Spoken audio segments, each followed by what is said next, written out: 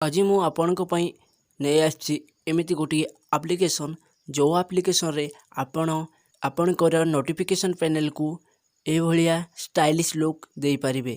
आउ एई एप्लिकेशन आपणकर सांग मान को जदि आपणक फोन देखिबे आपणक सांग माने आपणक फोन को देखि कहबे भाई तू ए सेटिंग टी केमति कलु मते भी टिके जणा। हाय सांग माने मो नारायण आपणक स्वागत लेटेस्ट टेक्निकल ओडिया चैनल रो लेटेस्ट ब्रांड न्यू वीडियो को। आपण जदि ए वीडियो को एपर्यंत लाइक करना तो लाइक टे कर दिंतु और आम चैनल को सब्सक्राइब करि नथिले एबे ही सब्सक्राइब करी पाखरे आस्तुवा बेल आइकन रे प्रेस करी ऑल सिलेक्ट कर दिंतु। ए भलिया लेटेस्ट वीडियो देखिबा पय सर्वप्रथम चलंतु बिना टाइम वेस्ट करी वीडियो स्टार्ट करिया।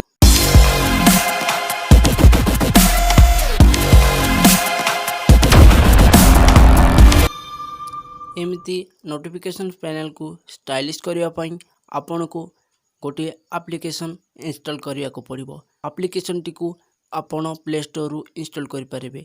आपण को ए वीडियो रो लास्ट रे एप्लिकेशन रो ना मु कहि देबी। एप्लिकेशन को ओपन कर साला परे आपण को ए भलिया इंटरफेस देखा जिवो। एप्लिकेशन आपण को परमिशन मागुची। आपण को जदी डुअल सिम अछि तो डुअल सिम ऑन कर नियंतु। या पर आपन को एसेबिलिटी परमिशन दे दिया को पड़ो। एसेबिलिटी परमिशन दे सारा पर आपन को एठी नोटिफिकेशन परमिशन नउची। नोटिफिकेशन परमिशन न नले केमती नोटिफिकेशन पैनल ये ओपन करिवो। सेति पई नोटिफिकेशन परमिशन को दे नेबे। परमिशन सब दे सारा पर आपन को एई भलिया इंटरफेस देखा जिवो। देखंतु एठी आपन को नोटिफिकेशन साइट आउ नोटिफिकेशन कंट्रोल रो ऑप्शन देखा जाउची देखि पारतुबे। आउ नोटिफिकेशन साइट आपन जदि रखिदेबे याकू आपन को नोटिफिकेशन आपन साइट रू एमती साइट रू स्क्रॉल करबा को पड़ियो। ए होची नोटिफिकेशन साइट। आउ नोटिफिकेशन सेंटर जदि रखिदेबे आपन ऊपर तळ को स्क्रॉल कले हे जिवो। आपन को नोटिफिकेशन देखि पारथु आपन एमती आपन को फोन देखा जिवो। याकू आपन कलराइज भी कर परिबे। आपन को पसंद रो कलर एठी सिलेक्ट कर परिबे। सेति पे आपन कलर ऑप्शन रे सिलेक्ट कर नियंतु। कलर ऑप्शन रे सिलेक्ट कर साला परे आपण एठी देखि पारथुए बहुत गुडे ऑप्शन देखा गला। आपण को एठी देखि पारथुए नोटिफिकेशन बैकग्राउंड रो कलर भी आपण एठी चेंज कर परिबे। टेक्स्ट कलर चेंज कर परिबे।